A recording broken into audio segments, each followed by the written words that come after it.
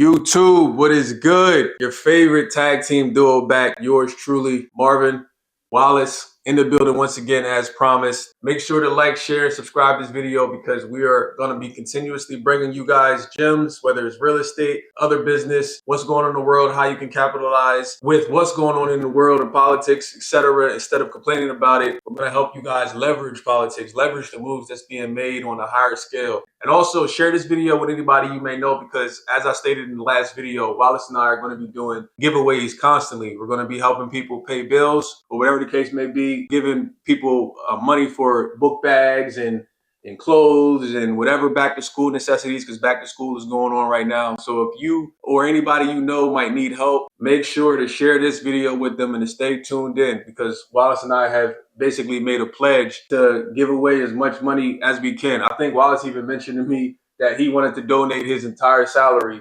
to just giving away money. So if you 100%. If you want to elaborate on that real quick before I go into today's topic, feel free to go ahead and do that. Yeah, so basically, I had a conversation with my wife and children. Basically, we're all okay that, going forward with this business that me and Marvin are doing, I can just give away 100% of whatever I make day after day, week after week, for as long as I live.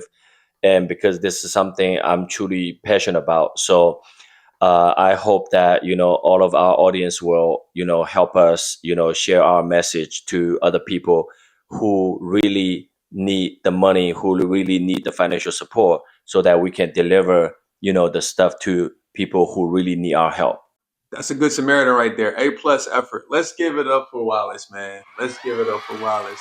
Listen, what were we talking about yesterday? Because something happened yesterday with a lead that came in. So let's get into today's video and talk about the lead that came in and the conversation that you and I had. And I said, this is information that we got to share with all the viewers. You know what I mean? So what did we talk about yesterday with that lead that came in? Yeah, so I got a message from one of the local investors saying, he got the property, and the seller who's looking to, unload the property at a deep discount, right? And we as real estate investors, the first thing came up to our mind is the thing called scripts, meaning people have to follow a certain language pattern, ask the seller this and that, just to determine if they're even, motivated enough to let the house go for a discount. And the reason why we're making this video is because this guy, he really has big issues. He hates scripts. He has big issue with scripts. And, from 10 plus years ago when he first started, he just refused to follow the scripts. And today we're going to ask him why he has such big issues even to this date. Right? Yeah, man. Scripts turn you into a robot, right? And I don't like being turned into a robot. And I don't think people should be turned into robots because scripts don't help you when a seller or anybody in life for that matter, scripts don't help you when somebody says something that you didn't practice. So what happens if a seller says something that you didn't practice on the script? You don't know how to overcome the objection.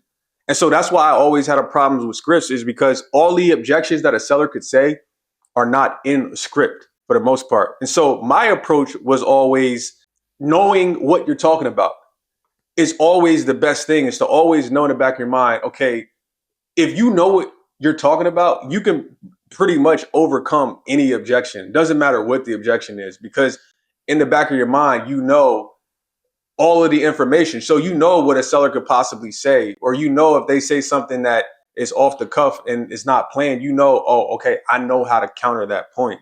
And so I always want to keep my mind sharp and proactive that way, rather than to have this thing of objections that I'm just going to say to a random seller because I heard some random guy on YouTube say, oh, this is what you should say to a seller when they say this. Now, don't get me wrong. There is a time and place for that type of stuff.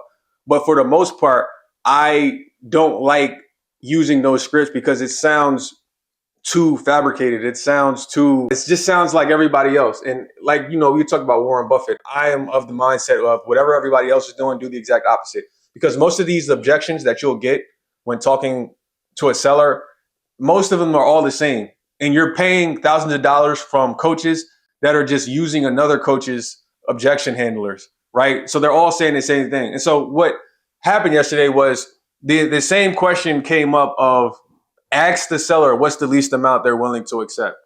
And that is a question that I hate asking as an investor, because investors are always taught ask the seller what's the least amount you're willing to accept. Or an investor is always told that whoever you probably, I know you heard this, but some of you out there might have heard this. An investor will say, no, you've been taught rather, whoever spits out the price first loses. You know, all of these sayings that you hear people say, I think are total bullshit. I can't tell you how many times I've said the price first and I won. I got what I wanted. So again, this is because there's no one size fits all. And I say this to people that, you know, we work with in real estate, or I say this with my manifesting stuff or anything. I say this in life. There's no rules in life. People like to talk to you and treat it like there's rules. Like, you got to say it this way. If you don't say it this way, you're going to fuck the deal up or you're going to mess it up. That's not true. There's no rules in life. You got to do what works for you.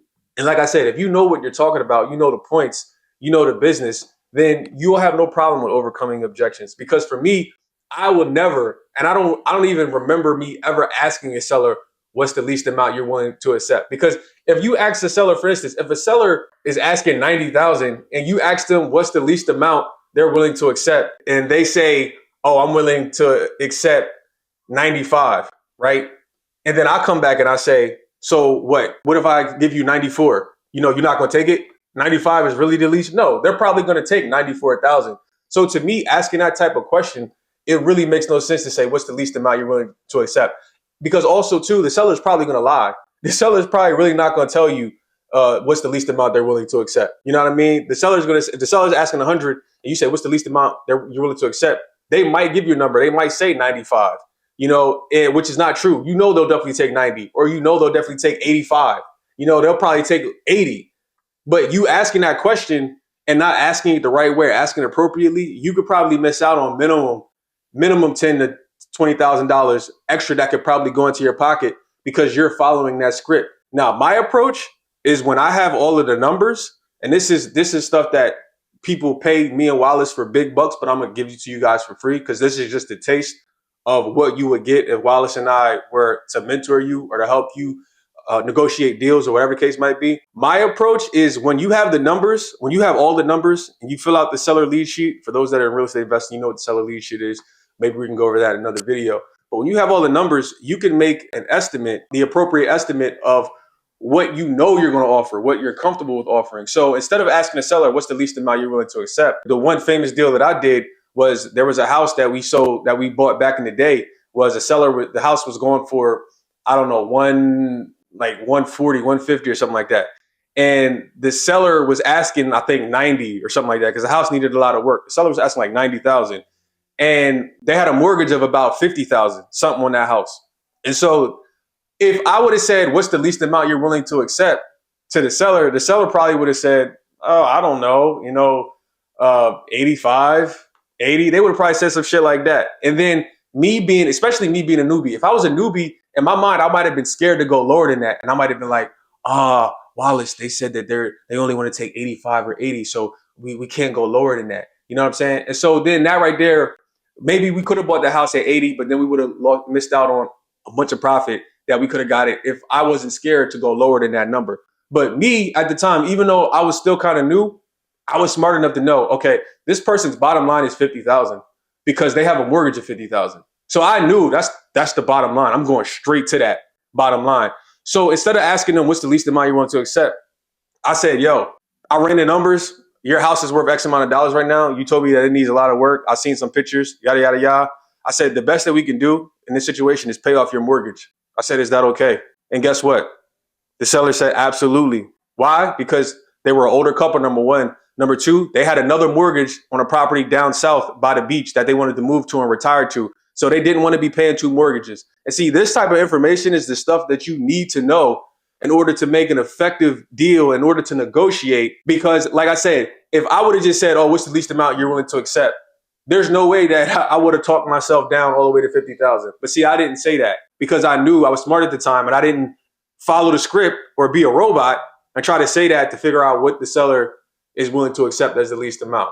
So yeah, that was my soliloquy. I don't know how you feel about that, Z. If you want to add anything to that, go ahead. Yeah, I just want to add one thing real quick is that I remember there was another seller that I actually talked to. You didn't, right? Okay. So because at the time I just we all did a training from the so-called real estate guru or expert, right? Right. And after paying people, I think it was like what 40,000 or close to 40,000, like 38 grand. But that was a long time ago, Mm-hmm. more than a decade ago, right? Mm-hmm. The thing we learned is the scripts, like what's the least amount you can take, right? So at that time, obviously, I wasn't also a big fan of the scripts, but I have to follow the instructions, right, from the mentor. So I basically told the seller, I said, "Hey, what's the least amount you can take?" Right? And after that, the seller went ghost on me for weeks. Really? I call, I I don't remember this. text, no response, right? That's wild. And guess what? More than a month later, she came to me and she gave me a price, and I almost passed out. Why? Because I remember at the time my offer was really, really high, meaning it was much more than what she wanted. Why? Because I followed the guru scripts, right? I said, "What's the least amount you can take?" And she didn't want to tell me. Right. And then I just made my offer because I didn't want to lose the deal. Right. So I Right. remember my offer was either 75 or 78,000. Mm-hmm. She came back.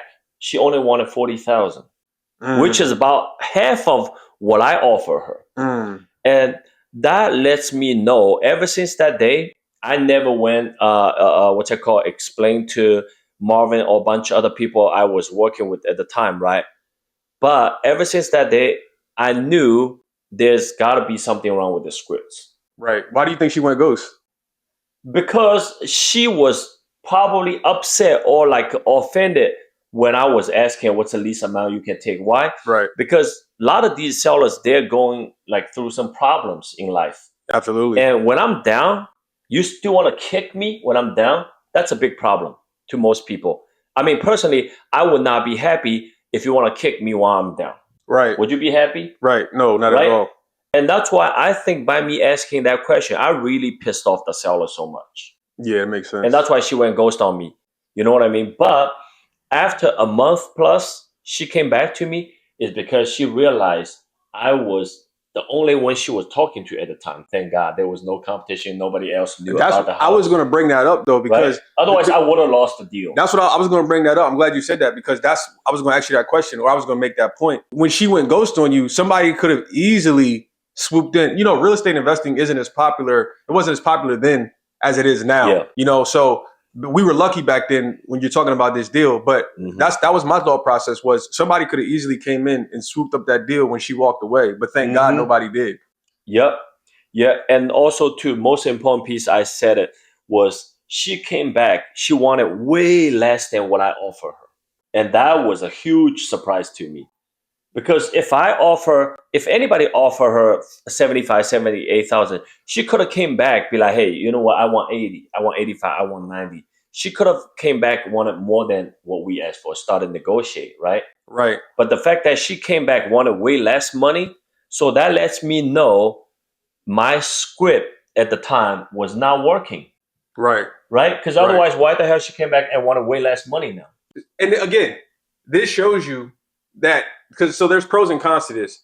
This shows you, again, Wallace is a perfect example right here, that he spit out a number first. He told her, we said 75, right? Yeah. He spit out his number first, which again goes against what some of these gurus say, right? They always say, you let the seller give you the number first, which again, I think is bullshit. So here we have Wallace, who just gave out the number first, and then he followed the other scripts, and then here she is, she comes back a while later and she says 40. Now I'm thinking, what my mind goes to is what if right off the rip you just told her 40 instead of telling her 75?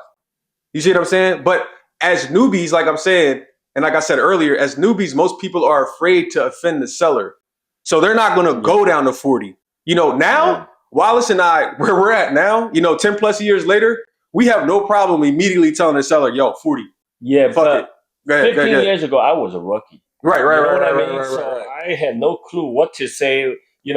there's no way I would like give a $38,000-$40,000 to somebody if I wasn't a newbie, right? Right. So that's why 15 years ago I really had no choice. And to be honest, I really don't know if I did it right on that transaction or not. But now that I look back, I realize, you know what? I shouldn't just ask the seller, be like, "Hey, what's the lowest amount you can take?" Right? Because right now, with the skill set I have, I would have done something way better. Right, right. And that obviously comes with experience and learning, Yep. but that's why I told you guys, like, I never, because in the beginning of our business, when Wallace and I first started for the first however many years, Wallace was the one mainly lining up the money to buy properties and all that type of stuff. And I was the one that was talking to sellers. So I got a shit ton of experience talking to a lot of sellers, closing a lot of deals. Wallace did as well, but I was the main one that was talking to all the sellers. And then there was another guy that was taking care of the back office admin type of Yep. shit. You know what I mean? So that's where I use my instincts and I used the knowledge that I did have and learned from these gurus, and I took it and I applied it when it was necessary because it's always nuanced. Now, I'm not saying to never, ever, ever use what's the least amount you're willing to accept. I think that can work in some situations. Yeah. So I got to make that clear. I know I sound super anti saying that script or super anti scripts. I guess I got to clarify myself and say there is a time and place that some of these scripts can be effective.